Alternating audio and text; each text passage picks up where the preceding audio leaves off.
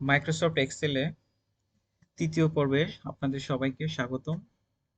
আজকে দেখাবো একটি বাজারের লিস্ট কিভাবে করতে হয়। তো আমি মাইক্রোসফট এক্সেলের একটি শীটে চলে গেলাম, শীট 2 গেলাম। এখানে আমি রিনেম করে দিই, এটাকে দিই বাজার, এন্টার দিলাম। বাজার শীটটি তৈরি হয়ে গেল। এখন আমি এখানে দিয়ে দেই কিছু নাম নেই, দেই এখানে প্রোডাক্ট, তারপরে দেই প্রাইস, তারপরে দিই কোয়ান্টিটি,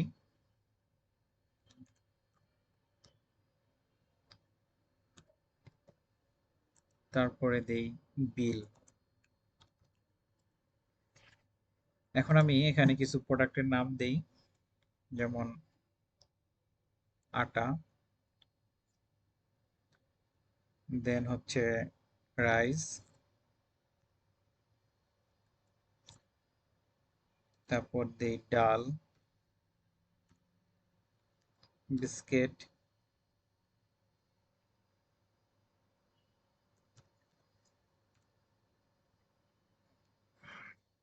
তারপর অয়েল, সুগার, তারপরে দেই চিপস। এরকম আপনারা আপনাদের মতো করে নিতে পারেন। এখন আমি প্রাইস দিয়ে দিই, আটা দিয়ে দিই হচ্ছে 60 টাকা, তারপরে রাইস দেই 80 টাকা, ডাল দেই 120 টাকা, বিস্কিট দেই 80 টাকা, অয়েল দেই 180 টাকা, সুগার দেই 140 টাকা, চিপস দেই 20 টাকা। এখন আমি কোয়ান্টিটি দিয়ে দেই, ধরুন আটা 2 কোয়ান্টিটি বা 2 কেজি, তারপর হচ্ছে রাইস ধরুন 5 কেজি, ডাল ধরুন 1 কেজি, বিস্কিট ধরুন 4 প্যাকেট, অয়েল ধরুন 5 লিটার, সুগার ধরুন 2 কেজি, চিপস ধরুন 4 প্যাকেট।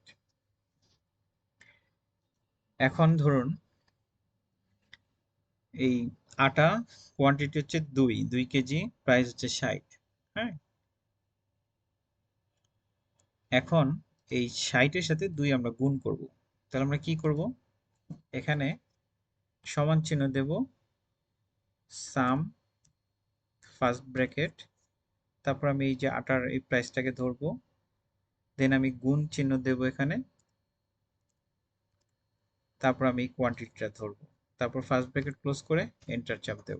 দেখুন 60 টাকা হয়ে গিয়েছে।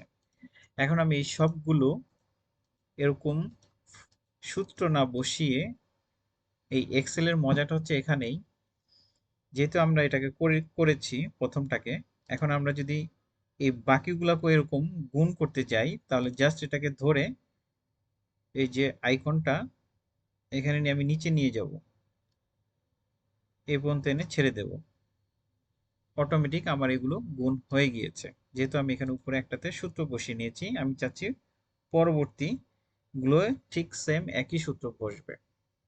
হয়ে গিয়েছে আমার। এখন আমি এখানে টোটাল দেব, মানে এই সবগুলোর আমি যোগফল বের করব। তাহলে আমি এখানে দিয়ে দিই টোটাল, টোটাল দিলাম। এখন আমি যেহেতু এই 120 থেকে 80 পর্যন্ত সবগুলোর যোগফল বের করব। আচ্ছা, এখন আমরা এই সবগুলো যোগ করব। হুম, একটু আমি পেজটাকে একটু বড় করে নেই। এখন দেখুন, এখানে যোগ করার জন্য আমরা কি করব, ইকুয়াল সাইনটাকে নেব, দেন আমরা লিখব সাম, তারপর ফার্স্ট ব্র্যাকেট। এখন আমরা এই প্রথমটাকে সিলেক্ট করলাম, D2 120 টাকা, দেন আমরা ক্লোন দেব, ক্লোন দিয়ে আমরা এই যে চিপসের যে দামটা 80 টাকা, এটাকে সিলেক্ট করব। তারপর আমরা একটা ফার্স্ট ব্র্যাকেট ক্লোজ করে দেব, তবে এন্টার দেব। দেখুন আমার টোটাল অ্যামাউন্টটা হয়ে গিয়েছে 2220 টাকা। এখন আমি যেটা করব, এই সবগুলোকে আমি বর্ডার করে দেব, মানে এই সবগুলোকে আরেকটু যদি সুন্দর করতে চাই, তাহলে এই আইকনে ক্লিক করব, ক্লিক করে অল বর্ডার দিয়ে দেব। দেখুন বর্ডার হয়ে গিয়েছে। এখন আমি এই প্রোডাক্টটাকে যদি একটু বোল্ড করে দেই, প্রাইসটাকে মানে উপরে হেডলাইন গুলোকে যদি বোল্ড করে দেই, আর একটু সুন্দর দেখাচ্ছে। ইচ্ছা করলে আমি এখানে আমি ছবিও দিতে পারি ব্যাকগ্রাউন্ড। হ্যাঁ, আমি যদি সবগুলোকে যদি আমি দেই, তাহলে এবার মার্ক করে সবগুলো দেখুন হয়ে গিয়েছে। কালারটা চেঞ্জ করে দিলাম। হুম, উপরের প্রোডাক্ট অন্য,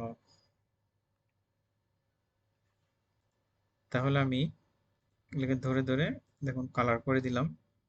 আপনাদের যেটা যে কালার করতে মন চায় সেই কালার করবেন।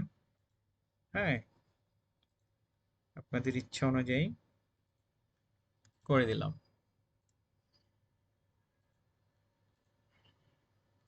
এখান থেকে আপনার কালার চেঞ্জ করতে পারবেন। এখন ধরুন আমি এই লেখাগুলোকে মাঝখানে নিয়ে আসবো, যেমন এটাকে করলাম। ধরুন এই লেখাটাকে করব, তাহলে এটাতে ক্লিক করব, দেখুন মাঝখানে চলে আসছে। যেমন এইটাকে এখানে ক্লিক করব, মাঝখানে চলে আসছে। এটা যদি ক্লিক করি মাঝখানে চলে আসবে। ঠিক সেম আপনার এইভাবে, ধরুন আমি যদি এই যে সবগুলাকে যদি ধরে সিলেক্ট করে দেই, তাহলে দেখুন মাঝখানে চলে আসবে লেখাগুলো। হুম, সেন্টারে যদি দেই, এই যে সেন্টার, এটাকে বলা হয় সেন্টার। হ্যাঁ, তো আমি সবগুলোকে ধরে সেন্টারে ক্লিক করব, সেন্টারে চলে আসছে। ঠিক আছে। এখন আমি যদি এটাকে প্রিন্ট করতে যাই, দেখুন চলে আসছে।